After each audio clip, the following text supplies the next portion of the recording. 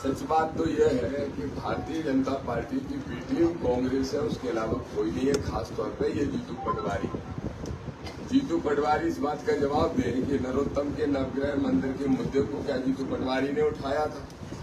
ग्वालियर में बाबा साहब की हाई कोर्ट में स्टेच्यू नहीं लगी, क्या उस मुद्दे को जीतू पटवारी ने उठाया था?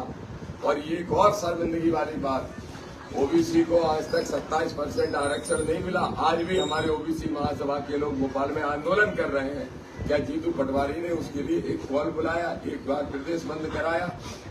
तो ये असली बीजेपी की बी टीम है।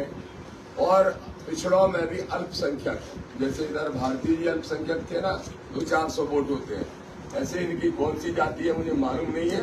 पिछड़े वर्ग के लोग नहीं जानते कि किस जाति का है, लेकिन फिर भी मैं उनको इसलिए कुछ नहीं कहता था क्योंकि अंततः वो आदमी पिछड़ा वर्ग का है। अब ये मैं बीजेपी की बी टीम हूँ कि ये बीजेपी की बी टीम क्या है? ये क्यों मिलना है गले?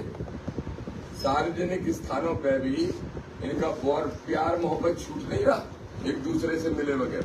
दूसरी तस्वीर देखो, ये देखो आप, ये खंडेलवाल और जीतू पटवारी एक साथ ट्रेन में बैठ के चाय के प्याले में ये प्लान शामिल कर रहे थे कि कैसे आजाद समाज पार्टी को दतिया में रोका जाए, और इनने प्लानिंग करके ये दुष्प्रचार की शुरुआत की है।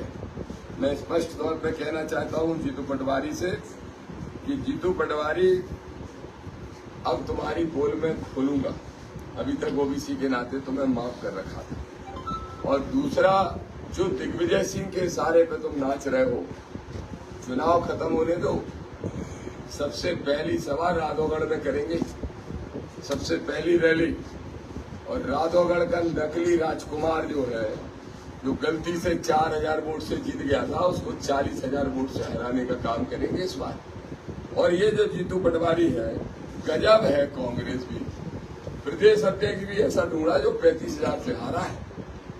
35,000 से खुद हारने वाला व्यक्ति है सिंह को, घनश्याम सिंह को जिताने आया है, एक सामंत शाही को जिताने आया है।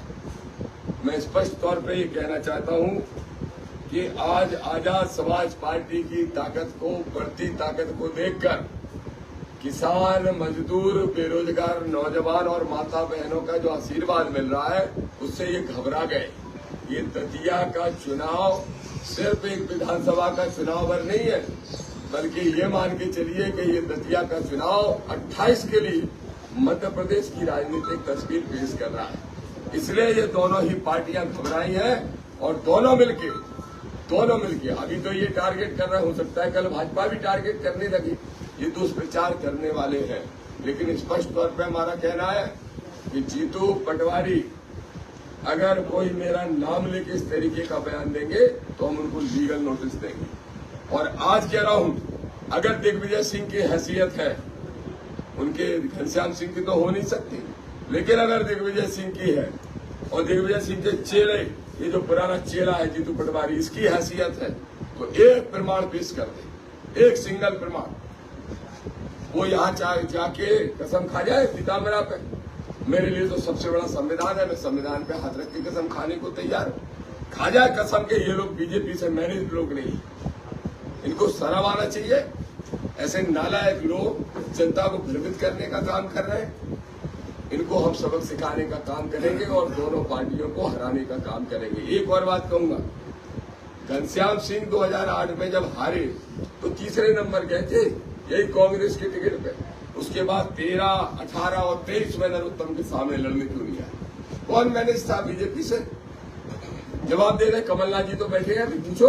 ये दिग्विजय सिंह भी बैठे थे, सत्यानाशी।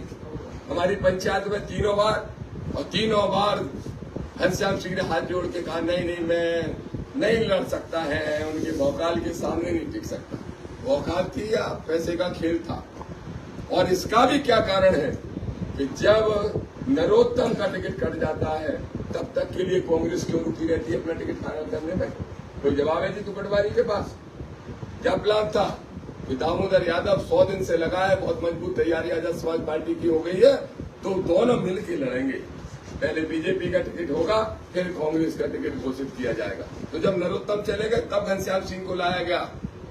और आज ये दोनों ही पार्टियां मिलकर हराने की कोशिश कर रही हैं, लेकिन हरा नहीं पाएंगे। दोनों की जमानत जब्त करने का काम हम सब साथी करेंगे। बस यही बात आपके सामने रखनी थी।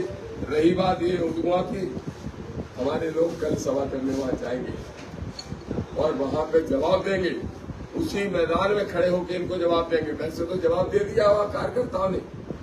इसी तरह की बात के कारण जीतू पटवारी को उल्टे पैर भागना पड़ा, जवाब नहीं था। और क्या कारण है, क्यों जा रहे हैं? जीतू पटवारी सिर्फ दलित प्रेम जगा रहे हैं। आज नीली स्वापिया डाल रहे हैं, लेकिन बाबा साहब की स्टेच्यू लगी तब तो मुंह लिया था इस जीतू का, तब हिम्मत नहीं थी बोलने की। तो कांग्रेसियों पूरी ताकत लगा लेना, जितनी हैसियत है तुम्हारी पूरी ताकत लगा लेना। आने वाले 2028 में 2500 रुपए में गड़े दिखाई दोगे। और रही बात बीजेपी की, तो हम ही लड़ते हैं, हम ही लड़ेंगे और हम ही उनको हटाएंगे और हम ही 2028 में सरकार हमारी पार्टी बनाएगी।